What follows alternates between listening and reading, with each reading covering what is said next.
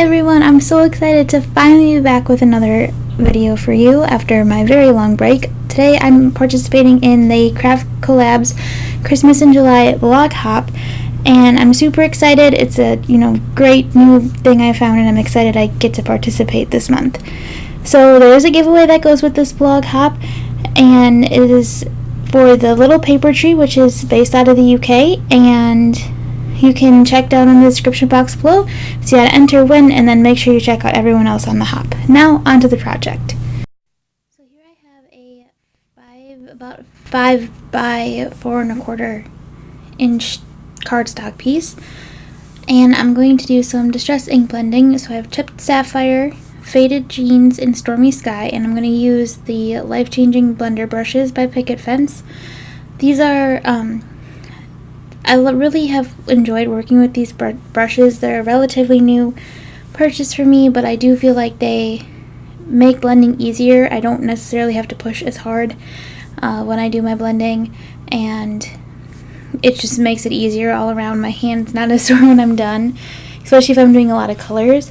The one thing I will say is that I do use ink cubes more than ink pads, and with these brushes I tend to get a lot of ink on my fingers.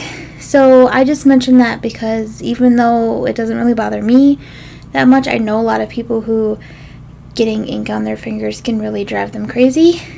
They don't like to necessarily get messy when they stamp. Again, to me, it's not really a negative in my book, but I just thought I'd mention it because I know it can be for some people. So I finished the chipped sapphire on the top there. Now I'm just going in with some faded jeans, and you'll see once I come in with the stormy sky that I don't actually go all the way to the bottom of the panel. I leave the very bottom of it white because I'm going to cover that up. We're going to build a little scene today, and I'm going to cover it up, so I decide I don't really need to go all the way to the bottom because we're going to glue some die cuts and things on the top of it, and why waste the time and waste the ink with something you're not going to see and you're going to cover it up. So I'm just finishing it up with some stormy sky there, and we're well on our way now. That's all there is to that part. So the next little bit here, I'm going to take some die cuts from Lawn Fawn, and they are the forest border dies, and there they are. So I cut both of these together using my Gemini, but when I cut them, I shifted the brown piece a little bit off of the green piece. So if I put these together, they kind of layer, which just makes the forest look really cool, and it just makes it look like there's more trees back there in the back of our scene. So this is my story and a little bit of my lesson for this card.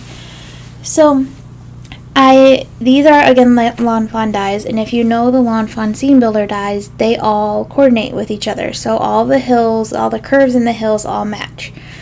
So I sat down to make these cards. I was certain I had the Lawn Fawn stitched hillside borders, just like the basic ones, and I didn't. So I basically traced the hills and kind of, as you can see, pieced together my own to finish covering up the green little bits that I needed to, and then I used my stamped image to help cover up the last little bit. After I did all this, I realized I really could have just cut another forest border and then just cut the trees off. This would have been a really easy one to do that with, but of course I didn't think of that until after I'd done all this. So I just kind of made my own, and it works, it's fine. And I did order all of the stitched hillside dies during some 4th of July sales. So those should actually hopefully be at my house by the time you're seeing this video, so this won't happen again. So I also glued on there, you saw me, the snowbank piece that was a die is the Simon Says Stamps Stitched Slopes and Hills die. That's the one I had, not the Lawn Fawn one. So that is there too, and then now you can kind of see what I meant about the layering with the trees in the background. This Christmas tree is from Honeybee Stamps Flaky Friends. I'm not sure. I do think this set might be retired, but it's still a really cute Christmas set, and I've been on a mission to use what I have a little bit more. So that I have that one, and then I'm just gluing down one shorter hill from, again, the Simon Says Stamp dies. So I made the tree a little bit in the background, and then I'm going to add a little penguin, also from the Flaky Friends stamp set by Honeybee, to the front. And because it's Christmas, I decided we needed just a little bit of sparkle, because I, for one, always associate Christmas with sparkle. So I just took my Wink of Stella pen and colored in the ornaments to just give it a little shimmer. So there's our little penguin friend, and penguin friend I did not color ahead of time, so we're going to do that right now. So I have my warm gray 0 Copic marker there, and I'm just going to go around all the little bits of him that should be white. And then I will come back in with my 0 marker, my colorless blender marker, and blend it all out, and it makes it look like it's white, but still gives him a little something something, so he doesn't quite blend in with that background, because with all the white snow right now, you really can't see much of the penguin. Even though the black of his wings and his head helps a little bit, it just makes him stand out just a little bit more. And then I'm going to take the yellow marker there, which I don't have the number written down for, so I'm not exactly sure which one it is, but I just color in his beak and his feet. I didn't get real detailed with the coloring on this card just because I just wanted the focus to be on the scene and not necessarily my little penguin or the tree or his hat, which you'll see in a minute. So I also decided to give the snowbanks a little bit of definition, so I just took my B00 marker and did kind of the same thing I did with the penguin.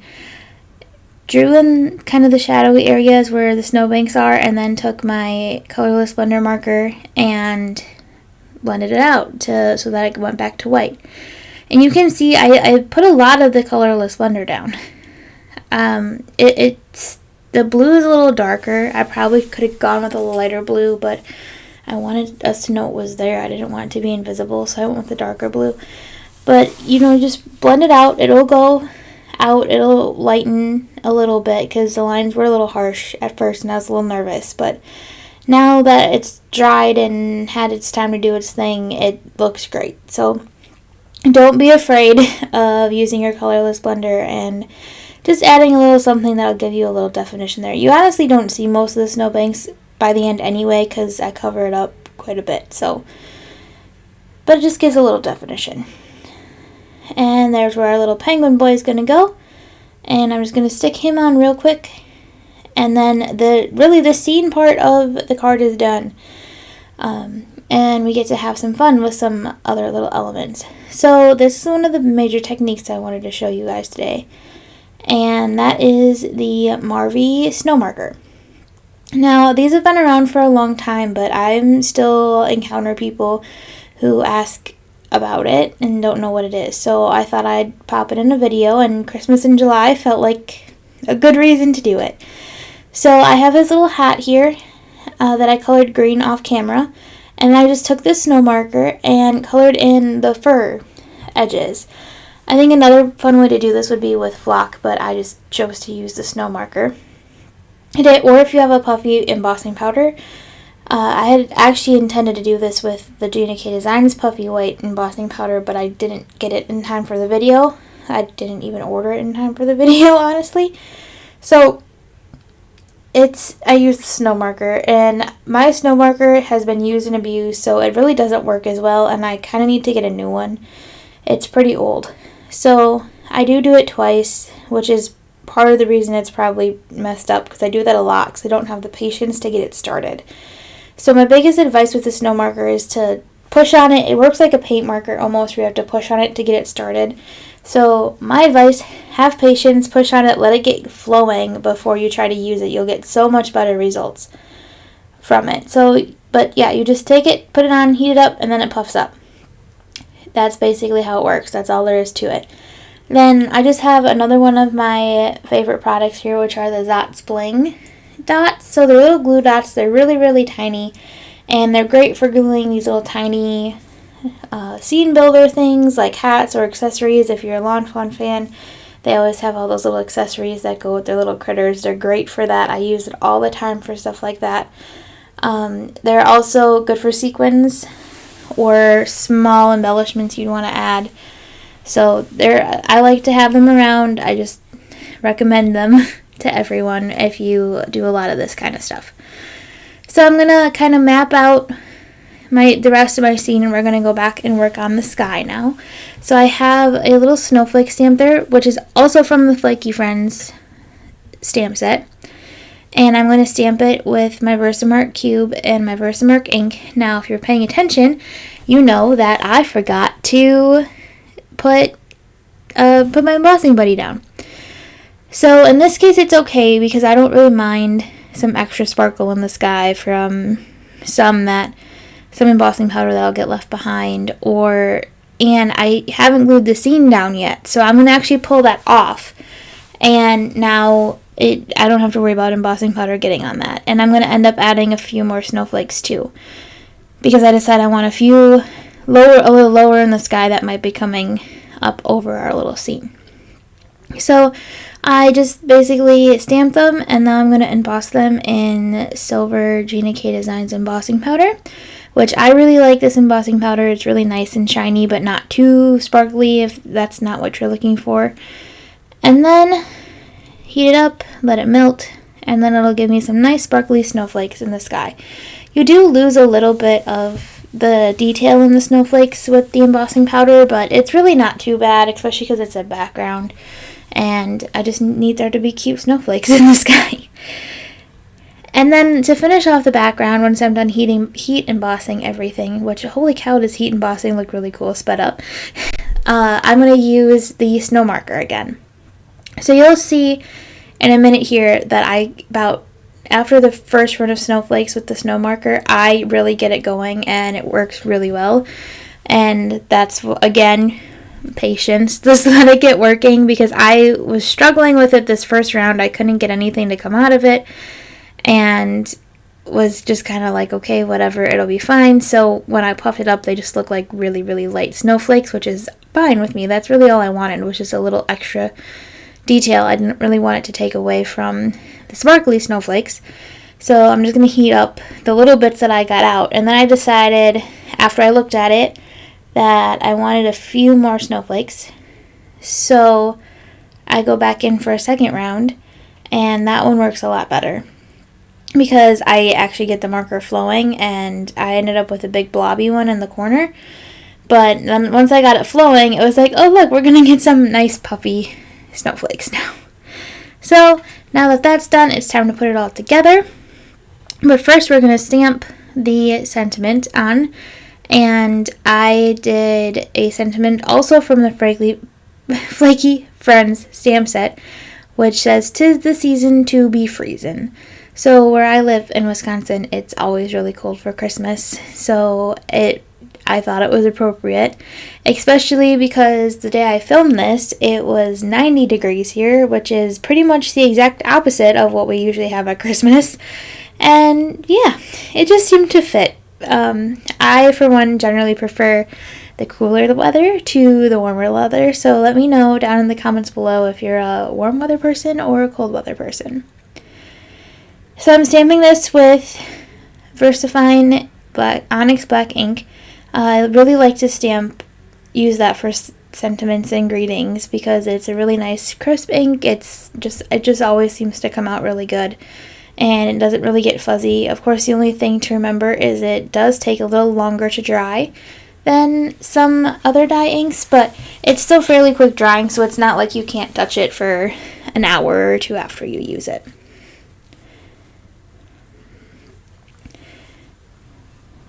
And then I'm just going to glue this little guy back on there, and then we'll glue him onto a craft card base. And you'll see I leave a little bit of space at the top and the bottom, so it's a little bit of a different look on the card base.